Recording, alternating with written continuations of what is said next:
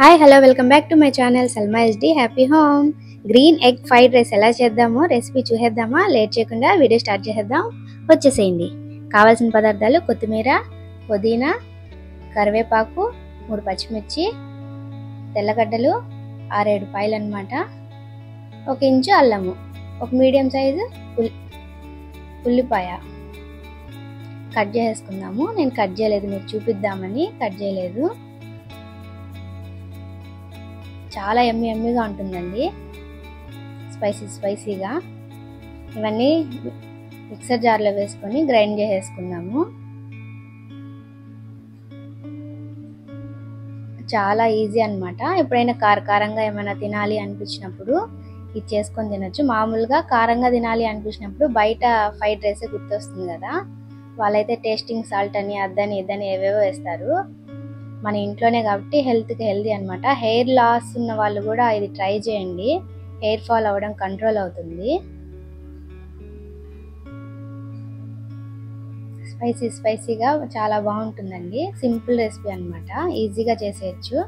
Grind చేసుకున్నాము. నా recipes చాలా సింపుల్గా ఉంటాయండి, తొందరగా ఈజీగా చేసుకోవచ్చు. నా రెసిపీస్ మీకు నచ్చినట్లయితే లైక్ చేయండి, కామెంట్ చేయండి, నా ఛానల్ని సబ్స్క్రైబ్ చేసుకొని ఫాలో అవ్వండి ఇంకా మంచి రెసిపీస్ కోసం. ఇదిగోండి, గ్రీన్ పేస్ట్ రెడీ అయిపోయింది. ఇప్పుడు స్టవ్ మీద బాండీలు పెట్టి హీట్ ఎక్కిన తర్వాత ఆయిల్ వేసుకుంటున్నాను.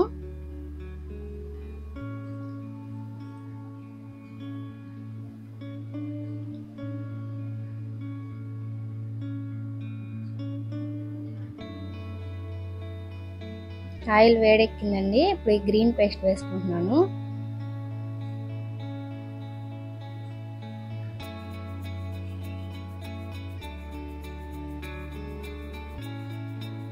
గ్రీన్ పేస్ట్ కొద్దిగా వేపుకోవాలి, అంటే అన్ని పచ్చివే కదా వేసాము.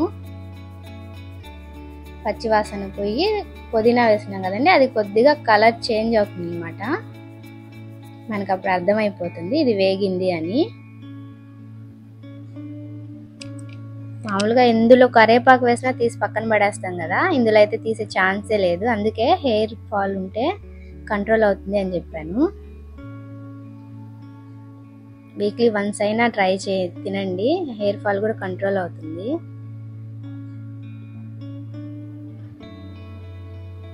వేగిపోయిందండి. కొద్దిగా సాల్ట్, 1/2 టీ స్పూన్ సాల్ట్ వేసుకుంటున్నాను.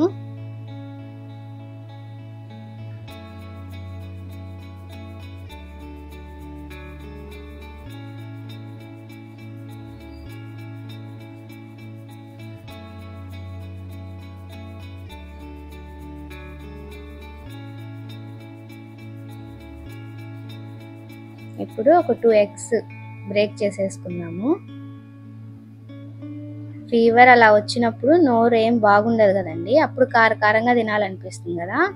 అప్పుడు ఏం చేస్తారంటే ఈ ఎగ్స్ వేయకుండా ఇందులోనే రైస్ వేసేసి ఫ్రైడ్ రైస్ లాగా చేసుకొని తినండి, బాగుంటుంది. కొద్దిగా నోటికి బాగుంటుంది అనమాట. ఫీవర్ వచ్చినప్పుడు ఎగ్ తినకూడదు కాబట్టి ఎగ్ వేయకుండా చేసుకోండి.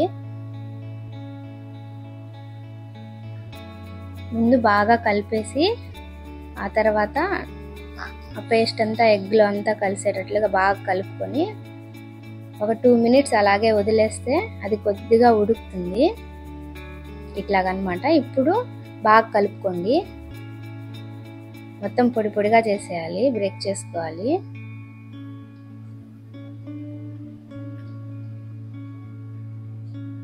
నా రెసిపీ కానీ మీకు నచ్చినట్లయితే లైక్ చేయండి, కామెంట్స్ ఏమైనా ఇవ్వాలనుకుంటే పెట్టండి. 1/2 టీ స్పూన్ పసుపు, 1 టీ స్పూన్ గరం మసాలా అండి, అంతకన్నా ఇంకేం వేయం ఇందులో.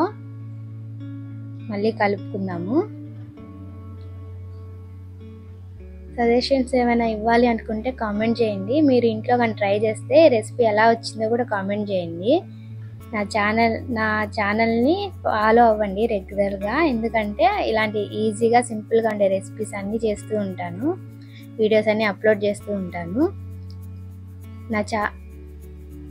నా ఛానల్ని సబ్స్క్రైబ్ చేసుకోండి. అన్నం నేను కొద్దిగా ఎక్కువ వేసానండి, ఎందుకంటే చిన్న బాబు ఉన్నాడు కదా, నాకు అంత కారంగా అదే కొద్దిగా స్పైసీగా ఉంటుంది కదా, తినలేడు అని కొద్దిగా అన్నం ఎక్కువ వేసాను రైస్. మీరు కొంచెం తక్కువ వేసుకోండి, బాగుంటుంది. గడ్డలు లేకుండా రైస్ ఇట్లా బ్రేక్ చేసుకుంటూ కలుపుకోవాలి. అంతేనండి, 5 మినిట్స్ ఇట్లాగే కలుపుకుంటూ ఉంటే ఎంతో టేస్టీగా ఎమ్మీగా స్పైసీగా ఉండే green egg fried rice ready అయిపోయింది. Thank you.